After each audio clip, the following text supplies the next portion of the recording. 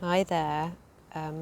With this video, I wanted to really explore the emotion of anger and how it can actually help if we process it mindfully, with an objective awareness with it, and allow it to process in a way, and how that can actually help our healing and our physical self. And heat and inflammation is where disease start from. It's all to do about inflammation with the heat. And if you can imagine, when we get hot-blooded, hot under the collar, that whole concept that we put behind what anger is, anger suppressed creates a heat and inflammation in our body. And this can, like I say, anything with itis in it is inflammation. But eczema coming out of the skin, liver issues, because that's very where we tend to keep our emotions stored of anger, and even deeper betrayal. And betrayal may often not even be an emotion that we're consciously aware of, sitting deep within our bodies, because it actually sometimes isn't always ours. It can be something we've inherited through our lifetime and our generations, because it's not just our DNA that gets carried through generation upon generation, it's also our emotions. So we can be carriers of these emotions unconsciously to ourselves, yet the body, as it isn't ours, isn't unable to process and release it until we can actually see it for what it is. And this just becomes like a pattern, a cycle that goes from generation to generation. And you can see this with abuse. Abuse has a tendency to go through families. It goes from generation to generation. And I actually believe that this time, at this moment, we are given the opportunity to break this cycle of abuse, betrayal.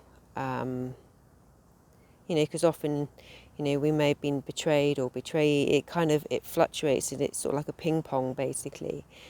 And we are actually given the opportunity to release ourselves, finally, to be free from these old karmic patterns that keep going on and on and on, to create space to be more joyful, to be happier, which is ultimately our purpose in this life. We're not here to get stressed, work hard and die.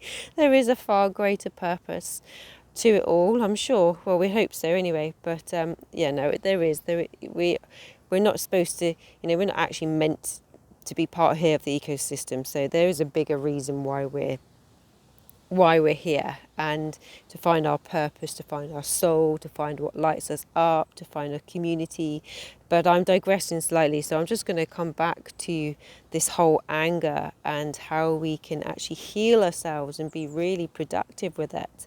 But it's first we've got to get past is the belief that anger is a shameful thing that we must keep secret. We must keep it suppressed. It generally tends to be an unacceptable emotion for females. There's some bat crazy woman or anything like this, it's not really the acceptable thing for a female to be, whereas men, it tends to be the only emotion that they can tend to feel, and it's sort of allowed.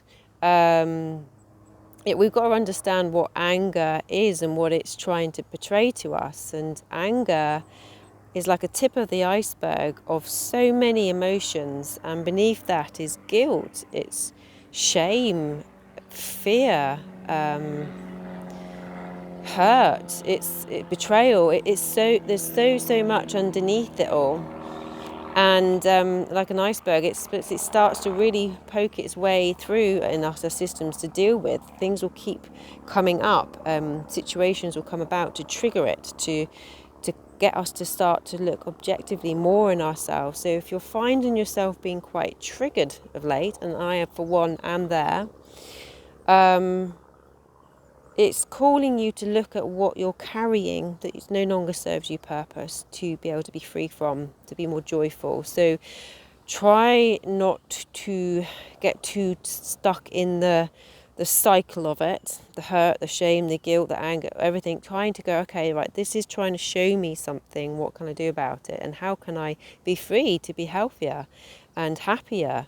And you'll find that actually when you process that anger and let it come through and give yourself that permission, I mean, it is really how you act upon it. I mean, if you're out lashing out at people, it's a bit different. But if you give yourself in a sort of more controlled environment of expression, and that could be writing it down, that could be writing a letter, pen to paper, no form of trying to make it coherent, just get it. It's just like a massive soul purge is a wonderful thing to do.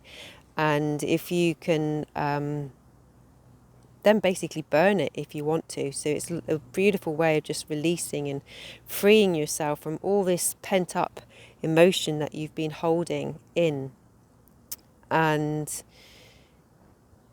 it will feel very liberating. And I had a phone call the other day and I started to talk about kind of like how I'd felt disappointed about certain people's behaviour, hadn't felt supported in certain ways.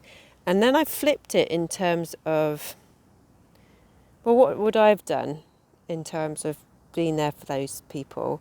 And all of a sudden, this absolute rage came out of me. I was effing and chuffing and all sorts. And it was because I thought, I deserve better. I deserve love. What happened to me was not okay. And it will never be okay. And it was like huge amount of emotion, tears coming out, lots of effing and chuffing, and then it was like, whoa, this is all to do about loving myself, giving myself that respect that I am worthy of.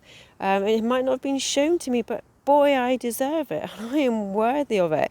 And it was so liberating because what it was doing, I was giving that back to myself.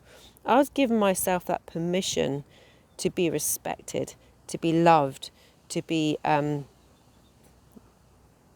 basically respected is the big word. And to have a presence, to say I'm not just this piece of rubbish on the shoe that's going to be just walked over all the time.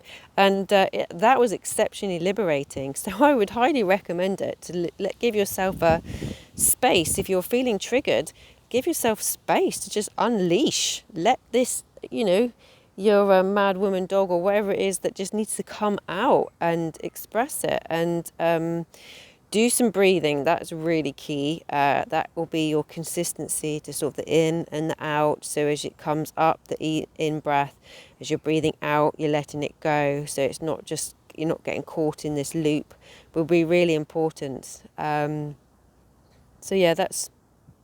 just wanted to share that. And I know quite a few people in my clinic it's coming up quite a lot. It's this liver to heart, the back heart relationship. So it's these deep-seated matters of the heart that which comes to trust and betrayal. The two are linked.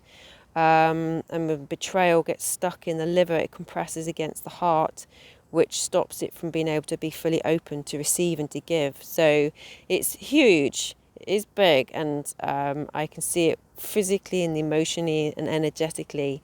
And like I say, it's not always your shite that you're dealing with. Sometimes it's stuff that's come from generation to generation, which just gets embedded into our cellular matrix, basically. So, but we can shift it by being objective and mindful of it. So I hope that's been of help. I would, like I say, try these different practices of consciously allowing it to come through, especially if you find if you're being triggered, so you can go away, because then you don't have the whole guilt, shame, I shouldn't have said this, blah, and all that rubbish that just takes you back into that loop of self-sabotage, lack of self-compassion. It's just lovely little vortex that you can stick yourself back into. So just be, again, like I say, be mindful. Take a deep breath if you need to say something, but it's always good to try not to do it in a triggered state. But sometimes it just has to come out. Sometimes people just have to see that pure emotion. So just, only you will know what's right for you, but certainly don't suppress it it's not healthy. It's not healthy for you. It gets stuck in all parts of the body, certainly the throat, the jaw. Any tension in the jaw is certainly anger, but anything to do with the liver as well, which can be a range of poor night's sleep, hot sweats, menopause, that really is really affected by it all. So just have a think, go through it, give yourself some time. Self-care, again, is always a key part of your healing process, and it doesn't stop. It's layer upon layer upon layer, so try not to have the impatience that I have where you think you just got to get through it. It really isn't. You're just literally unpeeling the layer. So just take it with patience, take it with grace, breathe, find space to have some fun amongst it all, and just know that you're never alone. You're not alone in any of your emotions and thoughts, and we just all like to portray this like we've all got our stuff together, and we really don't. So, that's just an illusion most of the time. So, or when you think you do, and you get a little bit smug, it smacks you right back in the backside of the face as well. So, just be gentle, be kind, know that it's okay not to be okay. So lots of love. If you need any help or assistance with this with me in the clinic, if you feel that you're getting any of those experiences, those symptoms, this is something I can support you with, working through your body. I've also got the Pajama Revolution, which is pretty good with the different guided meditations as it takes you through the body to help you release it, feeling safe and supported in your own body, which is all our healing is to be done. It's to go processing it through our body, not just our mind. It's our mind, heart, body all working together to let go. We can't just do it in our head space. We have to feel our body, feel it through, work it through and process it. So it's this whole space of wholeness and health that we need to come to. So hope that's been of help. Lots of love with all of it. It's fun and games, and just keep creating self-care moments so you don't go into this whole space of overwhelm and falling flat on your face, basically. So, which can happen quite regularly. So lots of love, take it easy, and speak to you soon. Bye.